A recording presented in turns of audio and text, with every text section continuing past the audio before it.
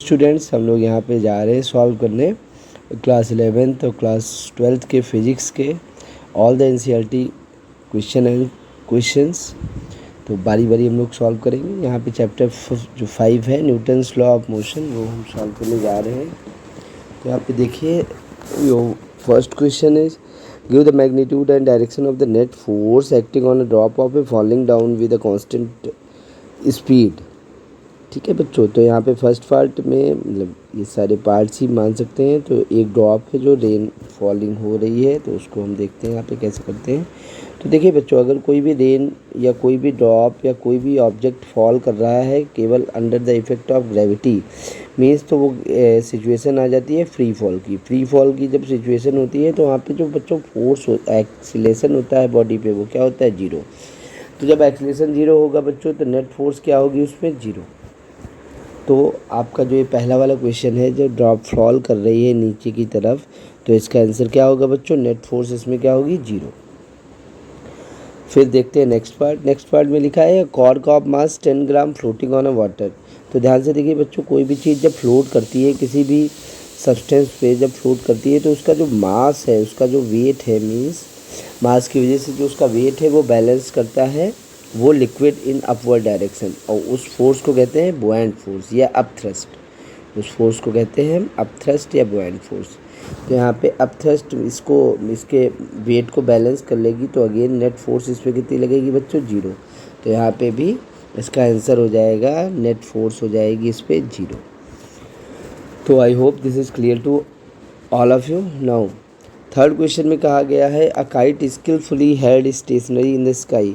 Means अगर kite को हम स्किलफुली अपने स्किल से उसको बैलेंस करेंगे हम स्काई में, तो अगेन भी taking the same case, means उसका जो वेट होगा वो बैलेंस होगा कहीं ना कहीं फोर्स की वजह से। कौन सी फोर्स? या तो हम लगा रहे होंगे या तो एयर की वजह से। तो नेट फोर्स इसमें भी क्या आएगी बच्चों? जीरो।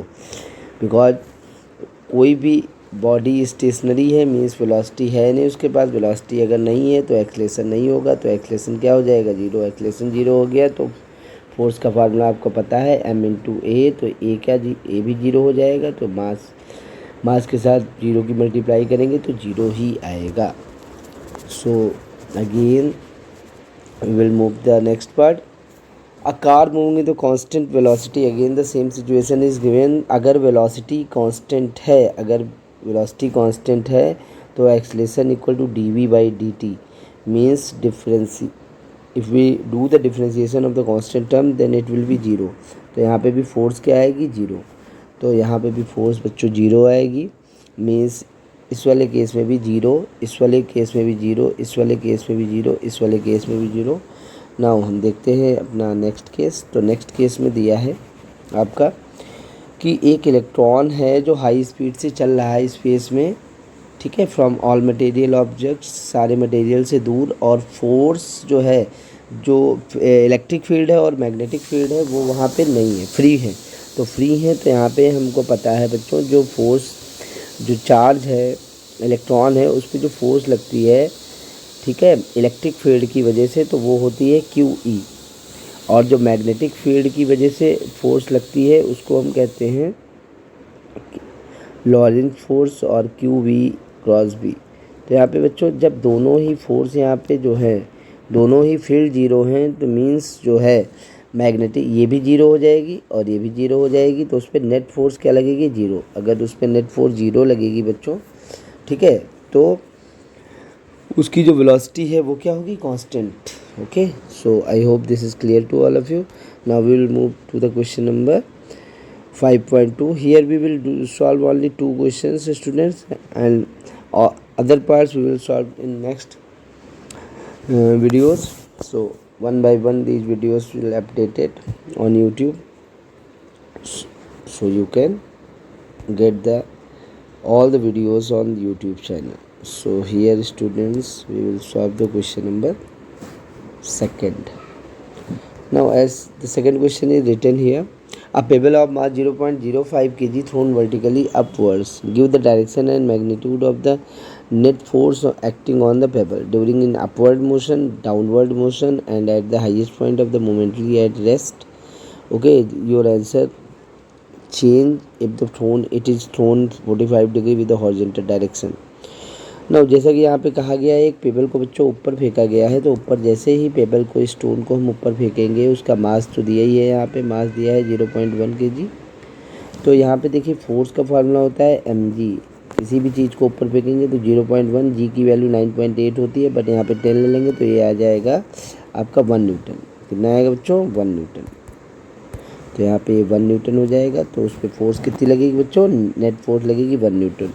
अच्छा, अगर वही डाउनवर्ड मोशन होगा तो हमने फोर्स कैलकुलेट की है, तो जितनी ऊपर की तरफ फोर्स होगी उतनी ही नीचे की तरफ होगी फोर्स, क्योंकि ग्रेविटी ही उसको जो है एक्सेलेरेशन प्रोवाइड कर रही है। तो नेट फोर्स डाउनवर्ड में भी क्या होगी बच्चों?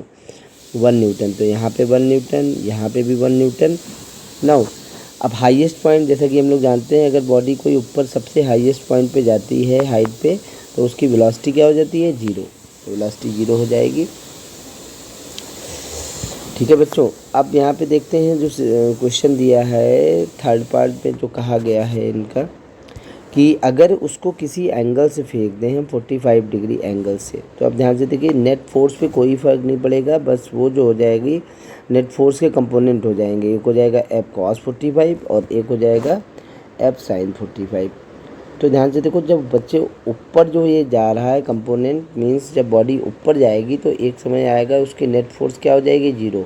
मीन्स वर्टिकल कंपोनेंट उसका 0 हो जाएगा, लेकिन हॉरिजेंटल कंपोनेंट उसका सेम रहेगा, उसमें कोई भी चेंज नहीं आएगा। तो अगेन द नेट फोर्स जो भी लगेगी उस पर कोई इफेक्ट नहीं पड़ेगा। ठीक है, जो वेलोसिटी होगी ऊपर, ठीक है, बॉडी को जो ऊपर ले जाएगी वेलोसिटी, वो क्या हो जाएगी बच्चों? 0। जो नेट फोर्स होगी उस पर हमारा कोई भी इफेक्ट नहीं पड़ेगा। Okay, I hope this 2 questions is clear to all of you. Now we will make the other parts and we will complete this chapter thoroughly. Okay, thanks for watching guys.